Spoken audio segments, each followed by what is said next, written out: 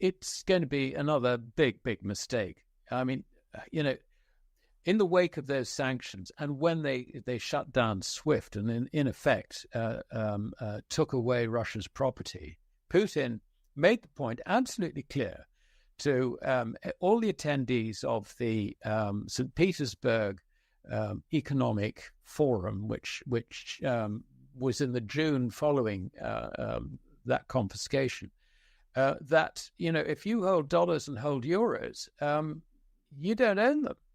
That if they don't like you, they'll take them away. So don't own them. Have gold instead, and make sure you possess the gold.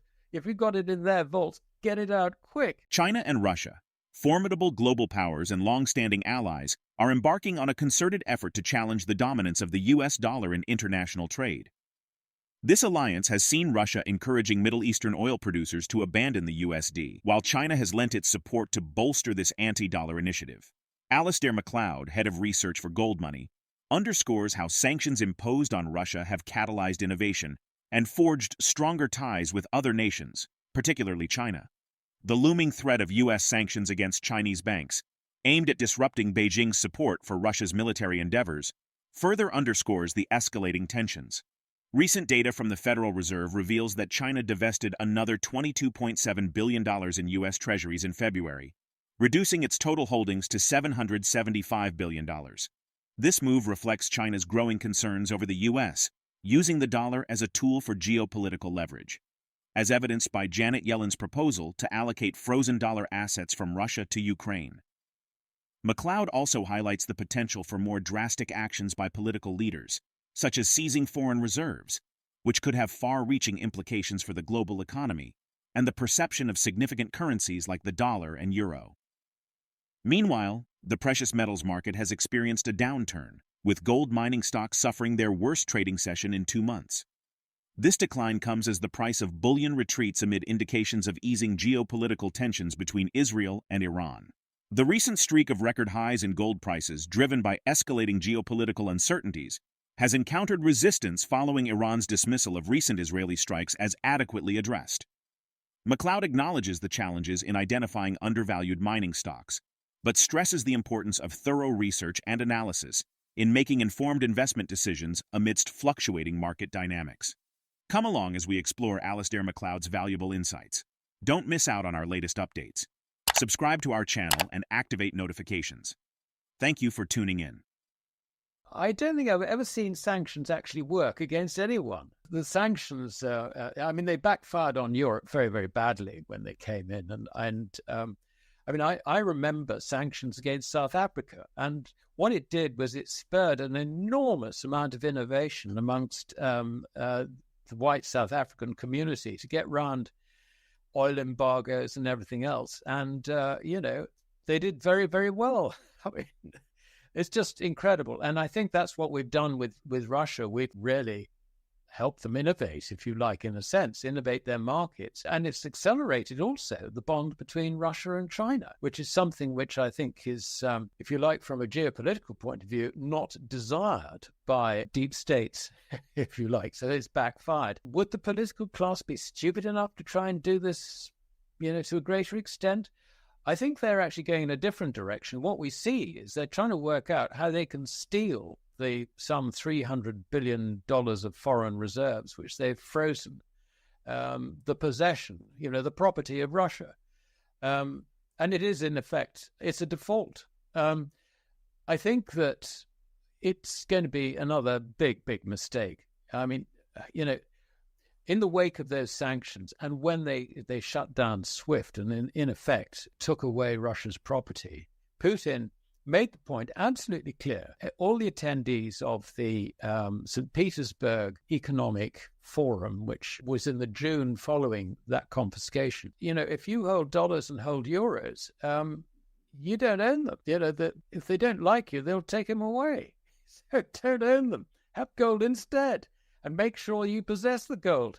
If you've got it in their vaults, get it out quick. Ever since then, of course, people have been saying, well, this was one of the consequences of financial sanctions. It sort of basically made the dollar and euro less desirable to, the neutral world, the global south, if you like. And now they're talking about actually taking, those funds, that credit, and redeploying it in the support of Ukraine or Israel or whatever. And that is just going to open that wound again. I mean, it's just going to make the dollar in particular, and also the euro, I think, even less light. Going back to, the story as to why the gold price has shot up. I mean, basically, these are conditions that are likely to lead to a lower valuation for credit measured in real money.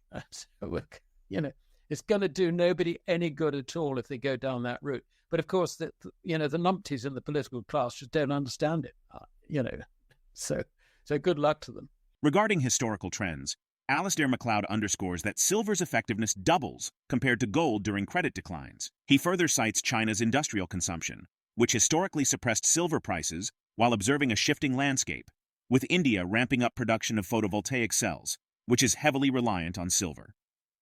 Demand for silver in the photovoltaic industry increased by 64% from 118.1 million ounces in 2022 to 193.5 million ounces in 2023, according to the World Silver Survey 2024, which the Silver Institute recently published. The report forecasts the demand could increase 20% this year, reaching 232 million ounces. The price of silver is also heavily influenced by its demand in the industrial sector, mainly due to its superior electrical conductivity. Nations like the United States, China, and India significantly control silver prices due to their intensive economic activities. As per Alasdair, Reliance Industries' new venture into photovoltaic cell production and increased silver demand could disrupt Chinese dominance over silver prices, potentially leading to a notable price surge. Let's get back to the interview. Basically, when gold is running, silver runs twice as fast. I mean, there am I saying gold is running. What I should be saying is when credit's going down, measuring that credit in silver is twice as effective. It is absolutely crazy that we have a gold-silver ratio running at around about 84, 85 times. I mean, this is just completely nonsensical. And what is that historically? Give us some context. Some of the European nations back in the 1860s were still on the silver standard, particularly Germany. You were looking at a rate, a gold-silver ratio of around about 15 to 16. So, and at the moment we're 84.